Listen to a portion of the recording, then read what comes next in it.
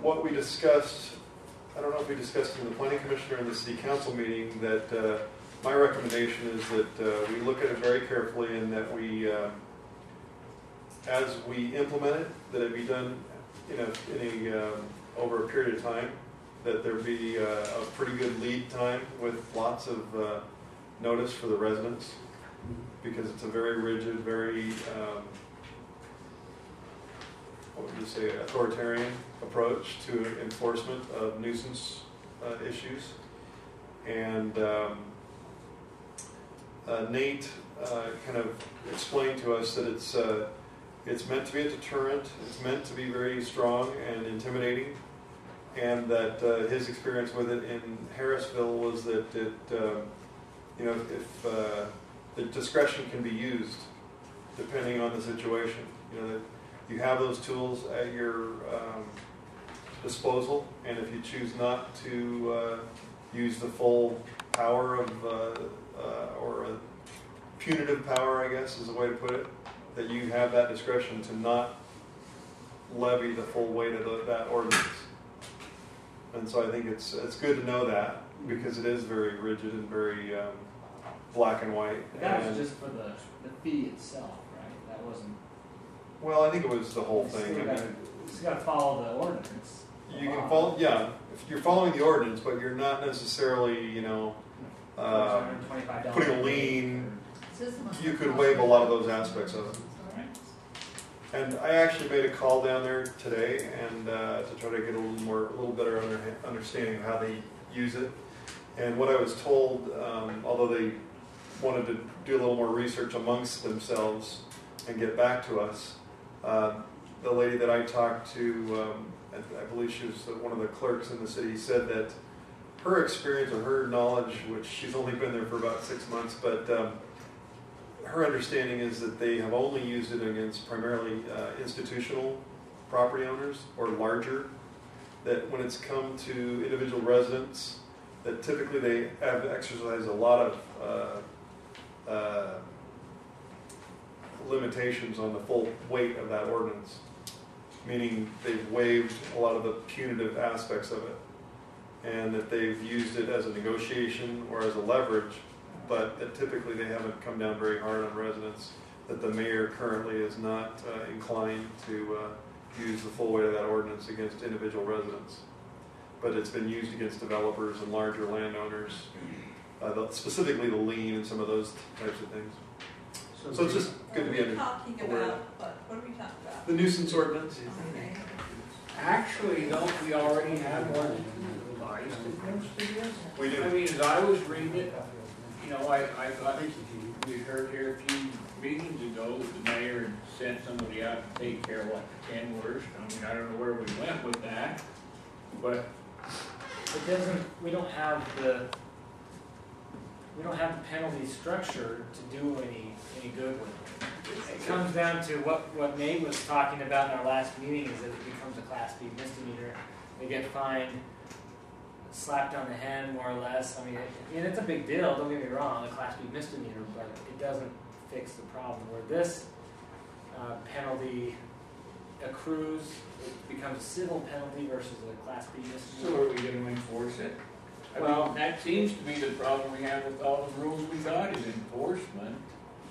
we have a new chief who has the Well, and that's what I wonder. experience behind it, so I would think Is he they trying would. to make a name for himself, or is it something we really want? No, I think he's been given direction from the mayor, and Because as I read over this, I wasn't here last meeting for his little briefing, but I thought most of this stuff was kind of already covered in some of our ordinances, other than, and so that was my impression. Is this guy come on board trying to get somebody's attention, or is it something the city really wants? He was directed to do it, but I it don't was a think high he's trying priority. to start something new without. But here again, if we don't enforce it, we're right back where we're at, I think. You're right. Some of the key points that I think that came out of this new ordinance is that it has to come from a citizen. A citizen of the community has to make the complaint. It can't be a council member. It can't be the police chief. a citizen has to make the complaint. Once the citizen makes a complaint, they have 30 days, 10 days, something like that, to the police has have the time to go over there first, to talk to them, see what's going on, if they're going to fix the problem, see if they really are violating the ordinance. You know, get a one-on-one, face-to-face conversation if they can. And then it seemed like after that, if they didn't do anything according to that, I want to say it was after that first 30 days, they started a $125 fine that went on, and that one is non-negotiable, that first fine.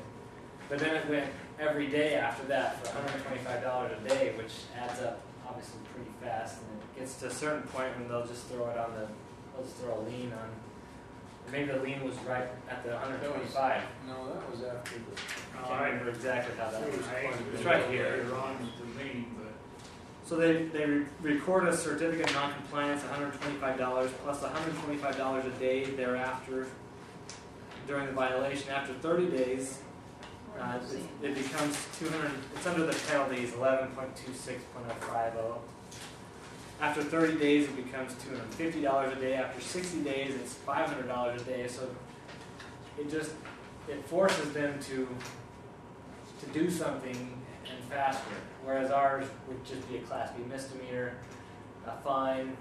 I mean, it goes on their record and it's not good, but it doesn't fix the problem. That's where this ordinance, I think, has a little more teeth to it.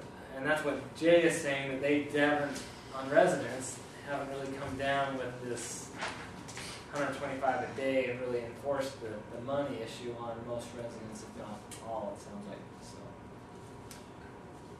Well, what they have done is that if there is a complaint, then most generally, he said that the residents will come, will talk to the city, and make some kind of a plan is to go and clean their mess up. Most of them do. So are you saying then that unless an individual of the community comes in and files a complaint, the police cannot go to that house and say, hey, I can see you're breaking 100 ordinances here? Right. And we've talked, they can't. Why? The reason is that it looks like it can either be considered that you're focusing on particular people and you're playing favorites. You're not enforcing it across the board. The other thing it does is something we talked about previously when we were just talking about the old ordinance, was that what you're doing is some neighborhoods get along with each other and they're fine with a certain level of garbage, or you could still not be in compliance with ordinances, but if you keep it relatively tidy, that means your neighbors aren't going to complain about it. There's a big difference. So in other words, if we've got a bunch of messy people all on one road, they can stay there because the neighbors aren't going to They complain. don't agree. They could. I don't like that. But that doesn't mean a citizen of the community couldn't still make a complaint on all of them. It really that. Just saying that an individual, like one of you or the city council or a staff person can't go out and start targeting people. The other thing that this ordinance allows or forces in the end is that the city can actually put a lien on and then actually foreclose on the property. And so as Nate was talking about last time, that's one of the big reasons why you don't want someone from the city, either a police officer or city council, planning commissioner. You don't want them doing that because then you don't want it to look like the city's trying to get property. And that's probably the biggest one. That's probably the biggest one. And we don't want that. Because it makes it look like you're trying to generate revenue. Right. And that's a huge issue.